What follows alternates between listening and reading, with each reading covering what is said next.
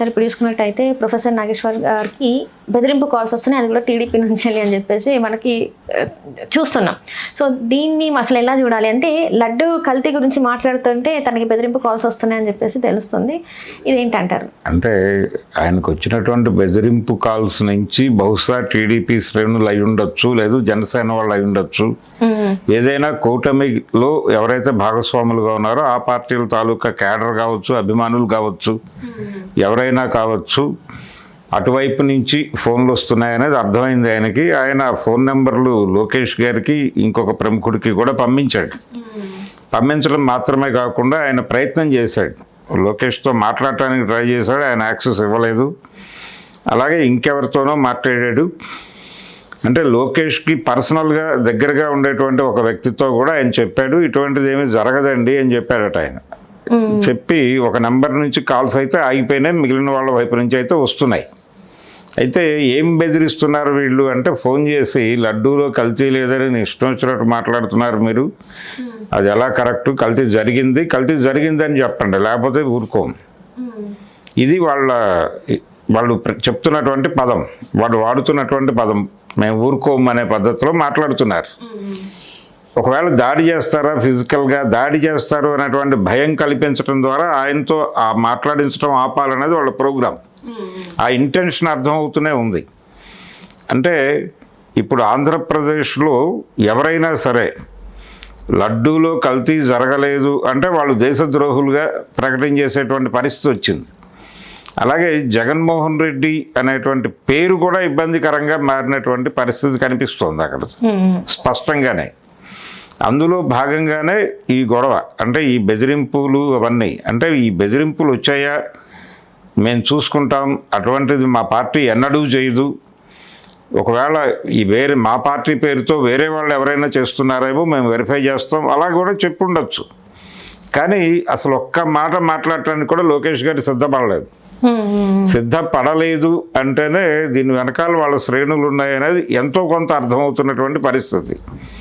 ఈ తరహా వార్నింగులు ఇచ్చి లడ్డూలో కల్తీ జరగలేదు అని చెప్పాలి అని ఇన్సిస్ట్ చేయటం అనేది ఖచ్చితంగా అన్డెమోక్రటిక్. అంటే ఇప్పుడు వాళ్ళు ఎలా తీసుకుంటున్నారంటే విషయాన్ని, ఈ కల్తీ వ్యవహారంలో తెలుగుదేశము జనసేన చేస్తున్నటువంటి ఓవర్ యాక్షన్ని ఎవరైనా క్వశ్చన్ చేస్తే దీని వెనకాల కల్తీ జరిగింది, నేరస్తుల్ని పట్టుకోవాలి అనేటువంటి ఇంటెన్షన్ కన్నా కూడా దీని ద్వారా అవతల పార్టీని అంటే వైఎస్ఆర్సీపీని పాతాళానికి తొక్కేయాలనేటువంటి ఒక ఉత్సాహమే కనిపిస్తోంది. అంటే ఇక్కడ దేవుడి మీద కన్నా ఎక్కువ వైసీపీ పార్టీ మీద ఎక్కువ ఉందండి. వైసీపీని కొట్టడం కోసం దేవుడిని వాడుతున్నారు. ఒకవేళ ఈ కార్యక్రమంలో వైసీపీ గనక గెయిన్ అయితే ఆయన ఇమ్మీడియట్గా దేవుడి మీద కూడా దాడి చేసేలా కనిపిస్తున్నాడు చంద్రబాబు నాయుడు గారు, వారి కుమారుడు ఇద్దరు. అంటే ఇక్కడ లడ్డూలో కల్తీ జరగలేదు అని వాళ్ళు చెప్పట్లేదు కదా సార్. వాళ్ళు ఏదైతే వాళ్ళు ఫస్ట్ చెప్పారో జంతు కొవ్వు, జంతు అవశేషాలు, లేకపోతే ఇంకేదో అంటే ఫిష్ ఆయిల్ కావచ్చు, ఇలాంటివి లేవు అని చెప్పారు. కానీ కల్తీ అనేది అంటే నెయ్యి క్వాంటిటీ అనేది చాలా తక్కువ ఉంది, సింథటిక్ ఇది ఉంది అని చెప్పేసి చెప్పారు కదా సార్. ఇంకేం కావాలి మరి? ఇంకేం కావాలి అన్నది కాదు, ఆయనకి కావాల్సింది ఏంటంటే అందులో చాలా దారుణాలు ఉన్నాయి. దారుణాలు అంటే ఇన్ ది సెన్స్ దానిలో అవి ఆయన చెప్పినట్టుగా వాష్రూమ్లో వాడేటువంటి కెమికల్స్ ఇవన్నీ ఉన్నాయి. ఇవి వాడటం వలన సంతానోత్పత్తి జరగదు సార్. అంటే ఇక్కడ ఒక చిన్న ప్రశ్న సార్, తిరుపతికి వెళ్ళే వాళ్ళు భక్తులు రోజు ఉంటారు, అయితే ఆ ప్రసాదం ఎంతమందికి చేరుతుంది? ఒక్కసారి ఆ లడ్డు తిన్నంత మాత్రాన, ఒక్కటేసారి తిన్నంత మాత్రాన సంతానోత్పత్తి తగ్గిపోతుంది అని చెప్పేసి హోంమంత్రి గారు మాట్లాడుతుంటే ఇది చాలా అంటే విచక్షణ కోల్పోయి మాట్లాడుతున్నారేమో అనిపిస్తుంది. అంటే అవగాహన లేకుండా అవగాహన లేక కాదు, వాళ్ళు వాంటెడ్గానే కొన్ని అబద్ధాలు స్ప్రెడ్ చేస్తున్నారు. అలా ఇదేదో డబ్బుల కోసం చేసిన పని కాదు, వీళ్ళు హిందూ ధర్మాన్ని చంపేయటం కోసం చేస్తున్న పని అనేది ఎస్టాబ్లిష్ చేయటం కోసం ఈ ఆర్గ్యుమెంట్లన్నీ చేస్తున్నారు వాళ్ళు. సరే, ఇవన్నీ చేస్తున్నారు, బాగానే ఉంది. ఇప్పుడు ఈ కల్తీ జరగలేదు అని ఎవరైనా అంటే వాళ్ళని టార్గెట్ చేయటం అనేది జరుగుతుంది. కల్తీ జరగలేదని అనటానికి అవకాశం లేదు. నిజానికి కల్తీ జరిగితే జరిగి ఉండొచ్చు గాక, ఎందుకు జరిగి ఉండే అవకాశం ఉంది అంటున్నానంటే ఇది రాజకీయ వ్యాపారమే జరుగుతోంది. ఇప్పుడు 95 తర్వాత చంద్రబాబు నాయుడు గారు ముఖ్యమంత్రి అయిన డే 1 నుంచి తెలుగు రాష్ట్రాలలో, అప్పటి ఉమ్మడి రాష్ట్రంలో కావచ్చు, తర్వాత ఆంధ్రప్రదేశ్లో కావచ్చు, లేకపోతే తెలంగాణలో కావచ్చు, మొత్తంగా భారతదేశమే మార్కెట్ ఎకానమీలోకి ఎంటర్ అయిపోయింది.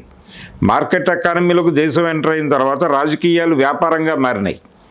వ్యాపారం అంటే రాజకీయ వ్యాపారమే జరుగుతోంది. ఈ రాజకీయ వ్యాపారం సందర్భంగా ఎవరో కాంట్రాక్టర్ని మార్చడం ద్వారా, అంటే తిరుమల లడ్డూలో నెయ్యి సరఫరా చేసేటువంటి కాంట్రాక్టు తమ ద్వారా వేరొకరికి ఇప్పించడం ద్వారా కొంత డబ్బుల్ని కమిషన్గా తీసుకోవడం, ఇలాంటివి జరిగి ఉండొచ్చు. ఆ సందర్భంగా ఆ ఎంటర్ అయిన వాళ్ళు ఏదైనా కొన్ని మిస్టేక్స్ చేసి ఉండొచ్చు. ఇలాంటివి జరిగే అవకాశం ఉంది. దాని మీద మాట్లాడటానికి ఎవరికి అభ్యంతరాలు ఏం లేవు. డబ్బులు మిగిల్చుకోవడానికి ఏదో కక్కుర్తి పడ్డారు అని కూడా మాట్లాడవచ్చు, తప్పలేదు. కానీ ఇది వాంటెడ్గా హిందువుల ధర్మాన్ని చంపేయటానికి, హిందువులని ఈ దేశంలో మైనారిటీగా తొక్కేయటానికి, ఈ దేశం పేరు మార్చేయటానికి, ఈ దేశం పేరు భారతదేశం తీసేసి ఇంకేదో పెట్టడానికి ప్రయత్నాలు జరుగుతున్నాయి. ఈ సంస్కృతిని, ఈ దేవుళ్ళని అందరినీ తొక్కేస్తున్నారు. ఇలాంటి ప్రచారం చేయటం తప్పు. ఈ ప్రచారం చేయటం వల్ల వీళ్ళకి ఇంకేదో మోటో ఉందనేది అర్థమవుతోంది. వీళ్ళ లక్ష్యం లడ్డూని ప్రక్షాళన చేసి మంచి లడ్డూలు తయారు చేసుకోవడం కాదు. లడ్డూ గొడవ కానే కాదు ఇది. లడ్డూని పట్టుకుని లడ్డూ కింద జగన్మోహన్ రెడ్డిని, ఆయన పార్టీని సమాధి చేయాలి. ఇది ప్రోగ్రాం.